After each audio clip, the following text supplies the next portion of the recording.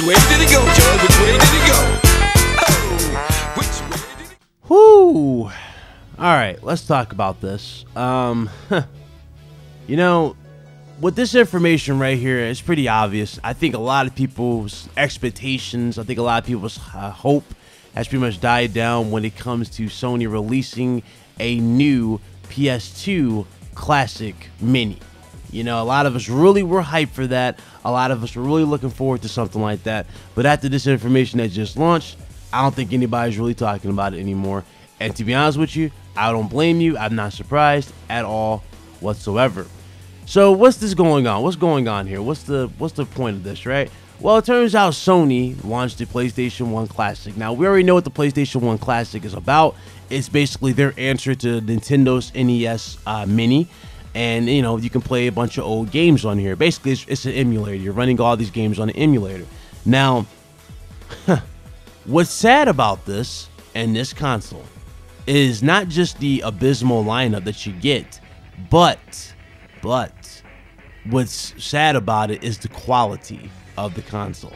You see, this console has higher specs than that of the PlayStation 1, and yet surprisingly it runs the same games that run on the PlayStation 1, the OG mind you, worse than the OG console. How is that even possible? Well, there's a few settings in this console that they have on that they didn't even I can't believe this is even a thing, but they had these options on and it completely destroys the experience. And the sad part is this: when an average consumer gets this, they're not going to look at this particular thing. They're not going to know to do these things, but this is actually, you know, on. And it's also, you know, pretty sad. It's just sad, you know, the actual lineup. Now, when you look at the settings and whatnot and what's, you know, offered, you already know the game that's offered with the base unit. You got Jumping Flash, Tekken 3, a few others, right? We already know what you get. But, you know, where it gets even worse is actually in the menus. Now, this individual right here, I'm actually going to go ahead and play this. Now, this individual right here, he was actually, you know, getting ready to take this thing apart. He was actually frustrated with it. You know, he got tired of it. And one thing that he did, which surprised him, you know, and pretty much shocked the internet, pretty much, right, was the following thing. Now, after getting ready to take it apart, he had his keyboard attached to it. And yes, you can attach your keyboard to this. You can, you know, attach any keyboard to this. But he had his keyboard attached to this and he hit the power button.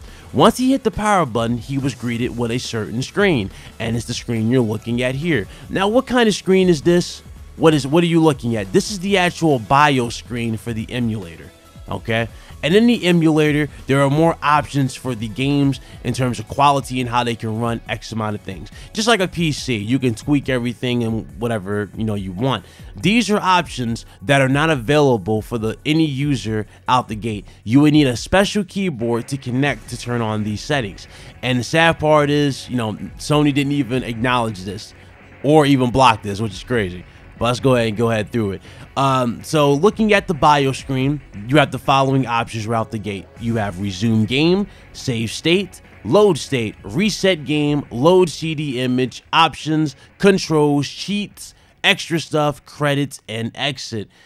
Now, if you explore through the option settings, you will be greeted with the frame skip option. Now, what is frame skip? And a lot of people are confused by that. Frame skip is an option that no console should have, period. You don't want to skip your frames because that will just jugger the screen. You don't want that on. What you want is that to not even exist. You want all your frames. If the damn console can't keep up with the frame, hey, so be it. You know, you'll just have your problems there, but you don't want to have no frame skip. That can actually jerk your performance. You also have show frames per second. You have auto save state. You have region threaded SPU. You have display, BIOS plugins, advanced, and of course you can save all the settings to whatever your liking is. Now, also exploring throughout the particular settings or whatnot, he does a thorough test. I'll have a link to his video in the description below. You guys can check it out. But he does a bunch of tests with the settings in the BIOS. But going through these actual code, the source code of the actual BIOS, we found out there were 36 games that Sony did test for the actual system. And these 36 games would have been a 50 times better lineup than what you got for the base unit. Now, obviously, I can't really go crazy in terms of, like, you know, faulting them, because I do believe there is a licensing issue, and that is a valid point, that there is a licensing issue with most of these games here. You have Crash Bandicoot 1 and 2, you got Toy Story 2. I mean, you got a lot of games on here that, you know, I'm pretty damn sure that Sony would have tried to put on here, but they simply could not, and they tried. Even Tomb Raider was being tested. You know, 2 Tomb Raider games were tested. Tony Hawk's Pro Skater and stuff like that. I mean, you know, it's there. Mega Man. I think that was Mega Man. Was that Mega Man? I think it was Mega Man. But you get what I'm saying. A lot of games were tested here. And even Fighting Force. Fighting Force was even tested. But Fighting Force couldn't make the cut due to licensing, you know?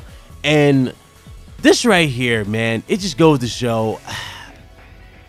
something might sound amazing on paper, right? It might sound amazing on paper, but when it comes to actually making a reality, there might be hiccups, there's gonna be problems, and this right here just goes to show. But one thing I cannot, you know, I'm not giving Sony a pass on at all, is the shape that this damn thing launched in.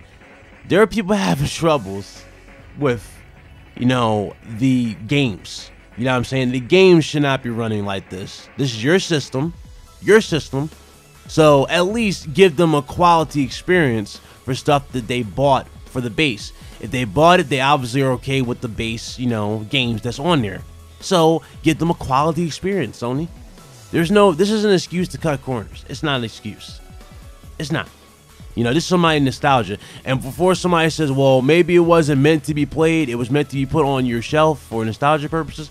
No, no, no. It's meant to be played.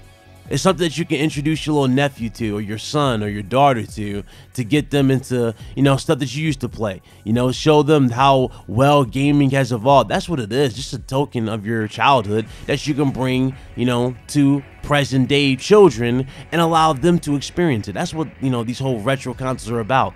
And that's exactly what Sony kind of missed the ball on, you know. The last thing you want to do is have a bunch of games on an emulator running terribly, and then your daughter or your son will look at them like, Dad, you played this trash? You know? You don't want that. You want a quality experience. And that's where Sony missed the ball on with the whole PlayStation, you know, Classic. It sucks that they did it, but at the same time, I guess it is what it is, you know? It is what it is. That's what Sony did. I would have to say do not buy this, for sure. Do not buy this in its current state. And avoid it at all costs. Now, if you want to collect this, if you're somebody who collects consoles, because I do know a lot of people who do that. If you collect consoles, hey, then go ahead and buy it, collect it, have it behind, you know, glass or whatever hell you guys do. Do what you guys want to do when it comes to that particular thing. But overall, I would just say stay away from it. It's not worth it. $100, you can save that $100 and go buy some games, pretty much. You know, or better yet, go buy an OG PS1 Classic if you really want to experience PS1 games. They're selling them on eBay and a few other spots on, you know, if you go on the internet. They're selling them pretty cheap. So, I mean, you can get a PlayStation 1 Classic for sure, an OG one, you know, and have the complete experience. But, yeah, that's what that is. It sucks. It's a bad situation, but just goes to show, man. Goes to show, not everything will work. You know, that might sound great on paper. Not everything is gonna work. And yeah, that's it. All right. You guys like the video? Hit that like button. Do appreciate it. If you didn't, hit the dislike. Definitely subscribe to the channel if you are new. Hit the bell icon. Stay up to date. And that's it. I'll see you guys later. And you guys be good. Deuces.